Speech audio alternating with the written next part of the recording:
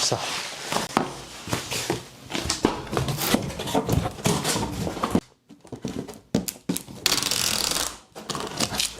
Tac. Ah. Alors oui, en fait je vais bientôt déménager, donc du coup je tenais à vous faire voir au moins une dernière fois le décor, parce qu'après il y aura un changement de décor quoi.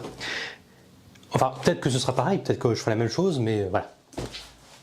Et en parlant de carton, j'en avais un en réserve depuis longtemps, celui de conseiller conjugal et familial. Alors oui, carton, déménagement, vous l'avez, hein. Enfin bref. Tout le monde en a déjà entendu parler au moins une fois, mais personne ne sait vraiment ce que c'est. Donc je me dis qu'avec cette vidéo, peut-être que vous en saurez plus. Donc dans cette vidéo, je vais vous parler du métier de conseiller conjugal et familial. Mais on va raccourcir par CCF parce que ce sera quand même plus pratique. Je commence par quoi moi? Allez, toi là-haut. Hop. Rien de fait. Tac. On pourrait l'appeler un peu plus vulgairement thérapeute relationnel, mais en soi, c'est pas forcément très exact. Même si ça aiderait un peu mieux à comprendre ce métier. Mais en soi, le terme exact, c'est bien conseiller conjugal et familial. Et sa création n'a rien à voir avec ce qu'il en est aujourd'hui. Je vous explique. Ce métier vient de deux mondes complètement opposés. L'un est religieux et catholique, tandis que l'autre est féministe et laïque. Donc c'est pour vous dire. Deux trucs complètement contraires. Les catholiques, eux, proposent une préparation au mariage, ainsi que la valorisation de l'amour conjugal, la fidélité et la procréation. En gros, c'est l'histoire de « Ils vécurent heureux et eurent beaucoup d'enfants ». Voilà, l'histoire classique. Dans les années 50, ils créaient des centres de préparation au mariage. Et ils avaient plusieurs missions. Premièrement, prévenir les divorces. Deuxièmement, le soutien à la natalité. Et troisièmement, ils contrôlaient les planifications grâce aux méthodes dites naturelles. Hop. Voilà. Quant au mouvement laïque féministe, il émerge après la Seconde Guerre mondiale. Et c'est dans les années 60 que le mouvement crée les plannings familiaux en France. Et à côté de cela, elle revendique la liberté de la femme à dispenser de son corps. Cela passe par le contrôle des naissances grâce à la contraception et à l'IVG qui était interdite, mais pratiquée clandestinement au péril de la santé de la femme. Mais tout change grâce à Simone Veil. D'ailleurs, petite parenthèse, faut vraiment que je vous parle d'elle. Simone Veil, née en 1927 et décédée en 2017, s'est longtemps battue pour le droit des femmes. Notamment grâce à une loi pour laquelle elle s'est battue lorsqu'elle était ministre de la Santé. Notez d'ailleurs que c'était la seule femme ministre du gouvernement à ce moment-là. Ouais.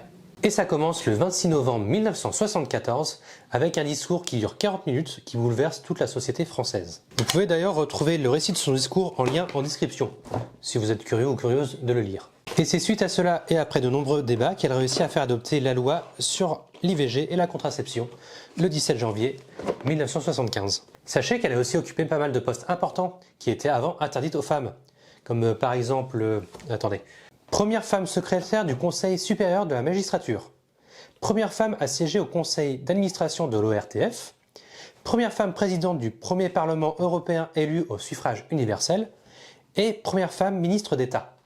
Bon, en soi, je pourrais vous en parler un peu plus de cette immense figure qui a été Simone Veil, mais on va quand même se concentrer sur les CCF et sur mon déménagement aussi.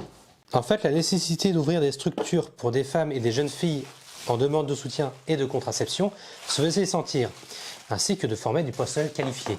Et c'est justement grâce à la loi Veil qui justement prévoit qu'une demande d'IVG doit être précédée d'un entretien avec un CCF, et que la profession se fait de plus en plus reconnaître, et notamment au sein des plannings familiaux.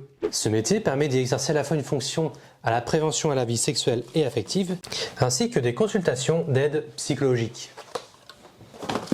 Tac, ça c'est bon. Ah, et je ne l'ai pas dit juste avant, mais les plannings familiaux ont été mis en place grâce à une femme médecin, le docteur Lagroix Well Allais. Honnêtement, je ne sais pas si je le prononce bien. Mais on parlera d'elle dans une autre vidéo. Petit teasing. Suite à cela, d'autres associations développent également cette activité, ainsi qu'une formation de CCF autour de la question... Hop, fais un peu de bruit ça. Autour de la question de la contraception, de l'avortement, de l'éducation sexuelle et affective des jeunes et de l'accompagnement des couples. Donc cela ne se limite plus du tout au couple et particulièrement à la femme, mais on englobe tout le monde. D'ailleurs, voici la liste de plusieurs associations que honnêtement je n'ai pas du tout retenu, parce qu'il y en a quand même pas mal. Il y a l'Association française des centres de conseils conjugaux, il y a le Centre de liaison des équipes de recherche, l'association Couple et Famille, l'École des parents et des éducateurs, qui a également ouvert des formations en conseil conjugal et familial, et il y a l'Association nationale des conseils conjugaux et familiaux, qui a été fondée afin de rassembler les CCF provenant des divers organismes de formation. Et d'ailleurs, en parlant de formation, oui, c'est la suite habituelle, hein. Histoire, formation, interview, voilà, comme à chaque fois. Pour être conseiller conjugal, il faut être titulaire d'une attestation de qualification de conseil conjugal et familial. Oui, enfin, c'est logique. La formation dure 2 ans environ et inclut des stages ainsi que mémoire et soutenance. C'est une formation exigeante, validée par le ministère de la Solidarité et de la Santé et inscrite dans le Code de la santé publique. Elle est dispensée par des organismes agréés privés ainsi que dans certaines universités. T'es pas resté longtemps dans le décor, toi. La liste des organismes sont disponibles sur le site de l'ANCCEF si vous souhaitez vous renseigner.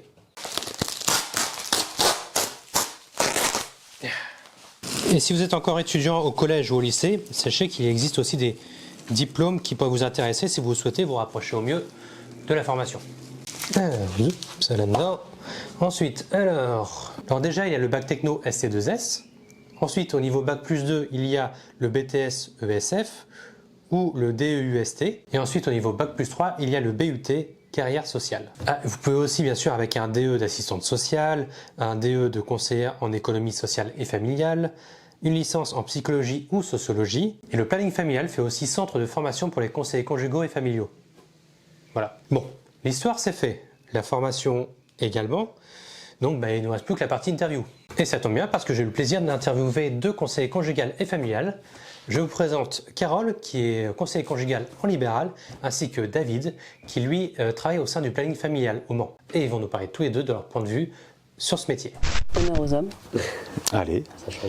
Donc alors, je m'appelle David, David Goupil, je suis conseiller conjugal et familial au planning familial du Mans. Je suis également animateur de prévention vie affective et sexuelle. J'interviens sur pas mal d'actions de formation. Et j'ai aussi en charge 2-3 trucs en plus. Je suis référent LGBTQIA+, au planning familial. Je suis également graphiste de formation, donc en fait je fais pas mal de com visuel.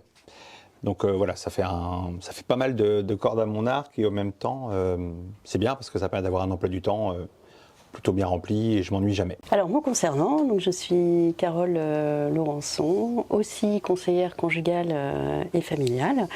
Je suis en libéral, ça veut dire que j'ai mon cabinet au Mans, où là je réalise des entretiens individuels de couple et de famille. Au-delà de ça, je suis aussi bénévole dans un centre, dans le centre d'oncologie au Mans, donc à la maison du patient. Vous pouvez me dire d'où vous êtes arrivé à vouloir devenir conseiller conjugal en fait? Il est où le déclic? Moi je dirais que j'ai un parcours assez atypique. Là j'ai 46 ans. Et si je dois rembobiner un petit peu dans le passé, quand je suis sortie du collège, donc 3e de collège, je ne savais absolument pas quoi faire. Voilà. Donc je me suis orientée vers l'hôtellerie-restauration, c'est-à-dire comme mes parents étaient restaurateurs. Donc j'ai passé BEP, CAP, bac en hôtellerie-restauration, donc je crois que au total ça faisait 5 années d'école hôtelière. Et puis ensuite quand j'ai rencontré le père de mes enfants, on va dire, je me suis dit, bon, je vais peut-être me ranger entre guillemets, c'est-à-dire arrêter peut-être de travailler les week-ends, etc. Donc là, j'ai décidé de reprendre des études. Donc j'ai fait un BTS assistante de direction, ce qui m'a permis de travailler une dizaine d'années dans un grand groupe. Et puis l'entreprise a vécu une grosse crise économique, donc avec un gros wagon de licenciements, etc. Et puis je suis montée dans ce wagon-là, ce qui a été un peu compliqué d'ailleurs pour moi.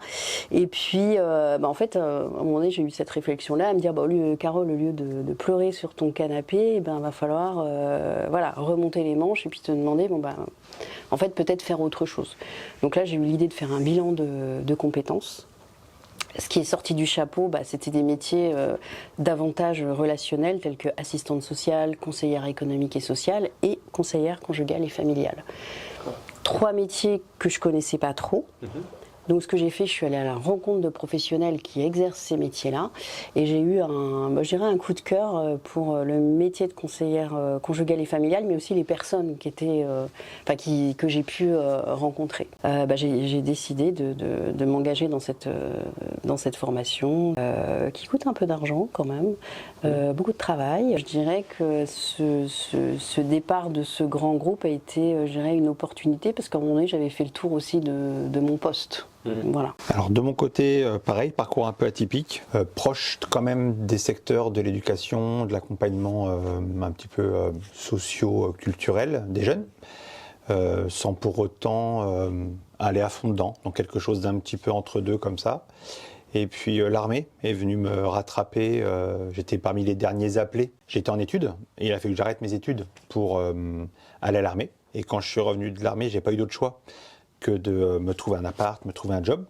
Et en fait, j'ai pris un job dans un établissement scolaire, un truc plutôt simple, et que durant ce temps-là, on nous a amenés à nous former à l'extérieur sur différents métiers, dans la mesure où il allait falloir trouver des solutions après ce job. Et en l'occurrence, j'ai fait durant cette époque-là une première formation en logiciel et réseau et en graphisme informatique. Donc vraiment, pour l'instant, rien à voir avec conseiller conjugal et familial.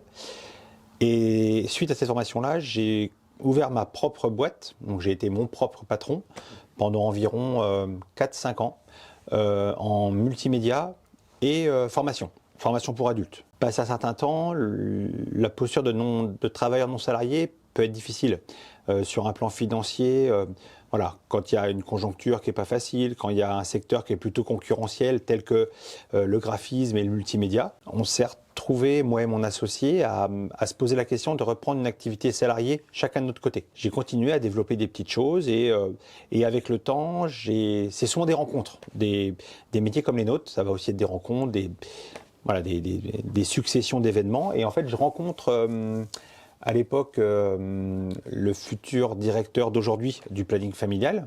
Et ensemble, on travaille à réaliser un site internet pour un réseau qui était en place entre les différentes structures sur Le Mans, sur la Sarthe, autour des thématiques de vie affective et sexuelle. Et en fait, il fallait un site internet pour ce réseau. Et c'est comme ça que je suis rentré petit à petit au planning familial, par la filière de mes compétences en multimédia et graphisme. Et puis rapidement, en fait, j'ai dit mon intérêt pour l'accompagnement, pour tout ce qui est autour des thématiques fortes du planning familial, l'accès à la contraception, la lutte contre les violences sexistes et sexuelles, et que tous ces sujets-là m'ont amené petit à petit, au final, vers la formation de conseil conjugal et familial. Et donc suite à ça, diplômé, j'ai commencé comme conseiller conjugal et familial au planning familial, en gardant le côté graphisme. Et après ça, ça a été sans cesse un renouvellement des publics, un renouvellement des missions. Et chaque année, on part sur des nouveaux projets. Et c'est vrai que depuis maintenant 2011, où je suis rentré au planning familial, il n'y a pas un matin où je me suis levé avec la boule au ventre, où il n'y a pas un matin où je me suis dit attends, tu fais quoi là? Non, j'ai vraiment le sentiment d'avoir, par ce boulot-là, trouvé ma place. Donc en fait, s'il n'y avait pas eu cette rencontre... Clairement, je serais sans doute passé à côté de ma plus belle histoire professionnelle. Avec ce que ça vous a apporté et tout ça, pour vous, c'est quoi votre définition du conseil conjugal et familial? Vaste... Ouais. Vaste question. Vaste sujet. Alors, quand on me demande ce que je fais comme métier et que je dis conseillère conjugale et familiale, déjà, je trouve que c'est un titre de profession, je dirais, qui est peut-être un peu compliqué.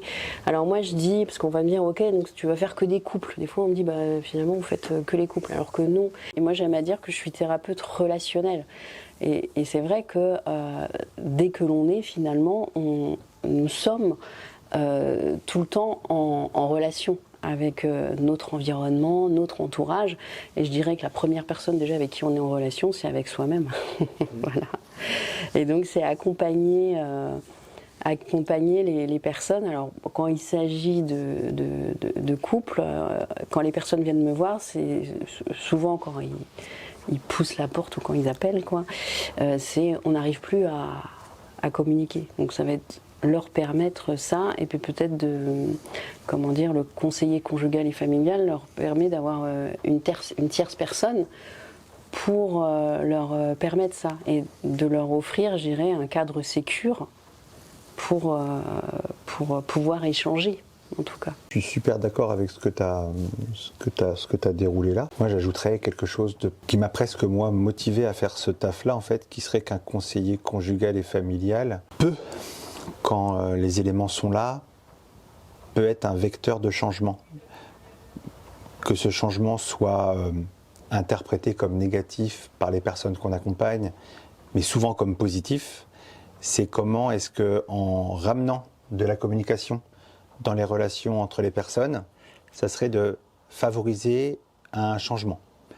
Et que parfois on passe à côté d'une évidence parce qu'on ne communique pas assez, parce qu'on a coupé la communication, parce qu'on communique mal, de pouvoir remettre à sa place cette communication-là, une communication sincère, vraie, sur l'émotion, et pas simplement une communication un petit peu frauduleuse où on va communiquer sur le paraître ou sur des choses qui ne sont pas réelles, de pouvoir se recentrer sur une communication vraie par le biais, par exemple, d'outils tels que la reformulation, qui est un de nos outils principaux de travail, d'aider les personnes à pouvoir se remettre face à leur personnalité, à la communication dans le couple, par exemple, ou à la communication avec les enfants. Vu qu'on intervient aussi dans les échanges intrafamiliaux, ça peut être parfois super important de juste replacer ça. Et que parfois, en réalignant cette communication-là, on a des personnes qui vont voir d'elles-mêmes les pistes à aller explorer pour que la situation s'améliore. Et donc après, il faut faire attention à ne pas être trop pris dans les émotions, ce genre de choses. Ça fait, ouais, ça effectivement, ça fait partie du job et c'est quelque chose qu'on apprend à faire. Parce qu'évidemment qu'on est des individus d'émotion, on est des personnes de sensibilité et que ça peut demander un petit temps. Certaines personnes, certains professionnels arrivent plus rapidement que d'autres à s'écarter petit à petit de ce truc-là, mais des fois ça peut prendre du temps. Et puis ça peut arriver des fois qu'on rentre à la maison avec un petit peu de boulot là, parce que l'accueil qu'on a eu en fin de journée, il est venu remuer un truc chez nous, et puis ça peut être pas mal des fois de remettre ça aussi en question. C'est pour ça qu'on a parfois des choses comme de l'analyse de pratique, où on va pouvoir nous échanger. Si jamais on bosse seul, nous en équipe, on a une personne qui vient et qui nous voit en équipe pour qu'on puisse aborder des situations qui nous ont posé difficulté, pour les remettre un petit peu dans le pot commun de l'équipe et voir comment est-ce que les collègues peuvent apporter des lumières sur telle ou telle situation. C'est vraiment chouette ça. Ça, c'est un vrai plus. Pour vous, c'est quoi les difficultés de ce métier ? C'est une question elle est presque étonnante parce que pour moi, il n'y a aucune difficulté à faire le métier que je fais aujourd'hui. Si jamais je devais parler d'une difficulté qui est assez récurrente chez pas mal de conseillers, conseillères, ça va être le temps qu'il aura fallu justement pour apprendre à se mettre à distance des émotions qui vont être parfois ramenées dans les échanges. Mais une fois qu'on y est parvenu, en fait, on peut partir sur quelque chose qui va être plus ouvert, en ayant identifié ses propres limites, ses propres peurs, plutôt que de cacher à la personne qu'on accueille que je ne vais pas venir te parler de ce sujet-là parce que ce sujet-là il me met mal à l'aise, de le dire. Bah voilà, la situation que vous rencontrez actuellement, c'est quelque chose qui m'atteint, qui vient me toucher là à ce moment-là, et c'est vrai que c'est pas un sujet qui est hyper facile. On peut peut-être diluer dans le temps, on peut peut-être l'aborder différemment. Mais c'est intéressant de pouvoir être dans ce partage-là avec la personne. C'est pas un aveu de faiblesse, au contraire, je trouve que c'est plutôt une force d'avoir identifié là une limite qu'on a sur un sujet qui peut être un sujet fort, et de pouvoir ensuite, avec le temps, essayer de passer par-dessus pour continuer à pouvoir travailler, ouvrir cette nouvelle porte qu'on n'avait pas osé ouvrir. Alors moi, je me sers par contre énormément de mes émotions. Donc c'est vrai que moi je vais souvent en formation avec des psychologues ou bien même des éduqueuses-spé, etc. Et moi ce que me disent souvent les psychologues dans le cadre de leur formation, eux on leur a appris en tout cas on leur demande de vraiment mettre à distance leurs émotions avec celles du patient. Et moi, en tout cas, c'est peut-être aussi ma marque de fabrique, entre guillemets, c'est que en entretien, moi j'appelle pas ça de la distance, mais c'est plutôt de la juste proximité. Et je suis très à l'écoute de ce qui se passe pour moi quand je suis en entretien. Je peux ressentir, je ne sais pas si je ressens de la tristesse, des choses comme ça. Je sais que ça m'appartient à moi, mais que le contexte fait que je ressens de la tristesse. Et ça, je vais le nommer en entretien. Et je trouve que c'est vraiment un atout pendant mes consultations. Clairement. Et il n'y a pas très longtemps, d'ailleurs, et quand c'est comme ça, j'ai toujours la petite casquette planning familial, parce que je sais qu'ils sont super formés sur tout ce qui est les violences faites aux femmes, les abus, etc., etc. Et à un moment donné, un entretien, j'ai ressenti de la nausée. Et c'est pas commun.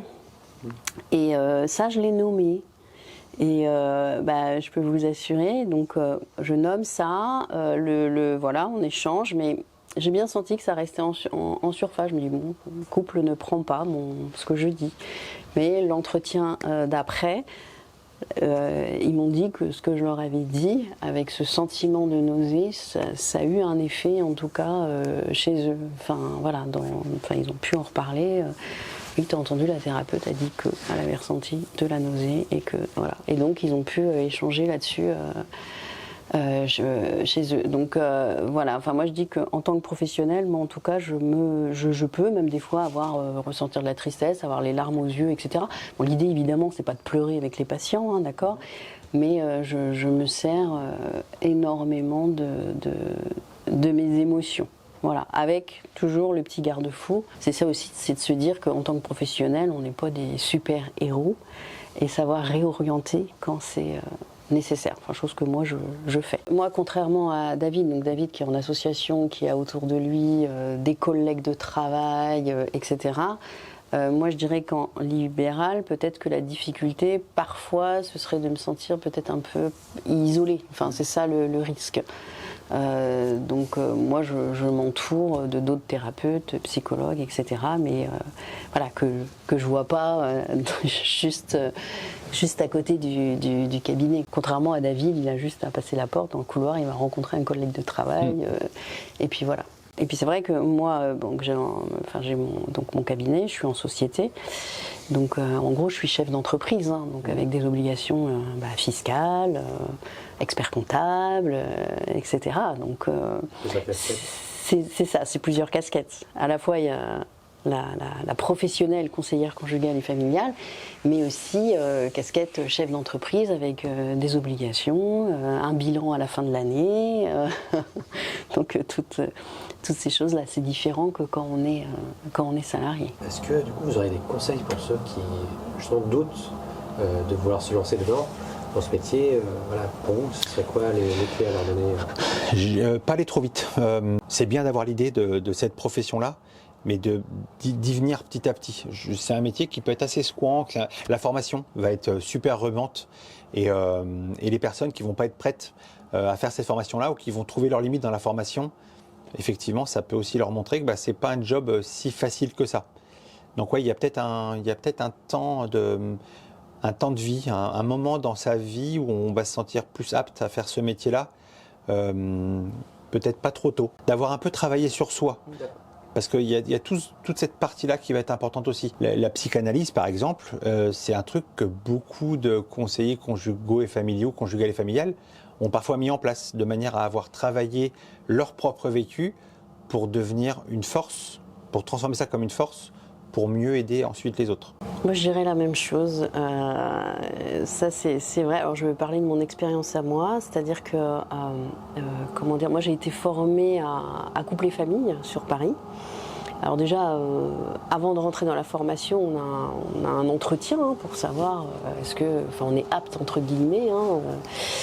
Et encore, même rentrer dans la formation, ça ne veut pas dire qu'on va faire toutes les années de formation si les formateurs ne nous sentent pas forcément prêts. Voilà. Et moi, je me souviens que les formatrices disaient il faut absolument que voilà, tous les élèves suivent un peu une psychothérapie, psychanalyse, etc. Et moi, je freinais des cas de fer. Je voulais pas. Voilà. Bref, pas prête, pas tout ça. Je me disais que je n'en avais peut-être pas besoin. Enfin voilà, que je sais pas quoi. Et c'est vrai que pendant cette formation, je me suis pris un grand mur. Voilà. Et à un moment donné, les formatrices m'ont mis un stop, quoi, en disant Carole, voilà, il faut que tu fasses ce pas-là, sinon tu peux pas continuer. Alors que je faisais le job, hein, je rendais des super écrits, des super rapports de stage, mes stages se passaient assez bien, etc. Et c'est vrai que je remercierai toujours notamment une formatrice qui vraiment, c'est elle qui m'a mis un stop, mais qui a été très violent pour moi, parce que j'ai pu rencontrer ma psy qui est maintenant aujourd'hui à la retraite, c'est cette première psy que j'ai pu rencontrer, parce qu'il y a eu vraiment un avant et un après, mais vraiment. Donc comme quoi, voilà, si j'avais un conseil à donner, c'est ça, c'est vraiment de faire un travail sur soi, que c'est important et que ça prend peut-être même toute une vie, hein, mais c'est important déjà pour soi, et puis ensuite pour mieux accompagner les couples, les patients. Tac, voilà. Bon, j'espère que vous en aurez appris un petit peu plus sur ce métier et que ça vous donnera envie de consulter un ou une conseillère conjugale et familiale, ou bien de le devenir. Qui sait? Pour résumer, un conseiller conjugal et familial, c'est un professionnel de l'écoute, un médiateur, ainsi qu'un soutien dans les moments de doute, de conflit ou de transition. Il ou elle agit aussi bien en prévention qu'en accompagnement individuel ou en couple. Oh, et d'ailleurs, renseignez-vous auprès de vos mutuelles, car certaines peuvent rembourser une partie ou entièrement les consultations avec les CCF. D'ailleurs, si vous êtes un adolescent ou non, et que vous avez des questions sur la contraception, la sexualité, l'IVG ou autre, je vous invite à vous rapprocher d'un planning familial. Il y en a forcément un proche de chez vous, enfin du moins dans une ville proche de chez vous, donc n'hésitez pas à les contacter en cas de besoin. Ils répondront à toutes vos questions. En tout cas, je remercie beaucoup Carole et David qui m'ont aidé à réaliser cette vidéo. Vous pouvez retrouver les liens de Carole ainsi que du planning familial de David en description. Je vous remercie d'avoir regardé la vidéo jusqu'au bout. Je vous invite à la liker, à la faire partager pour la faire découvrir à d'autres personnes à qui ça pourrait intéresser, et surtout à vous abonner pour ne pas rater mes futures vidéos. Vous pouvez également me suivre sur Insta et TikTok. Et d'ailleurs, n'hésitez pas à me dire en commentaire s'il y a des métiers qui vous intéressent. Vos suggestions pourraient bien inspirer une prochaine vidéo. Qui sait? Et surtout, je vous dis à la prochaine pour un nouveau métier, et surtout, restez curieux.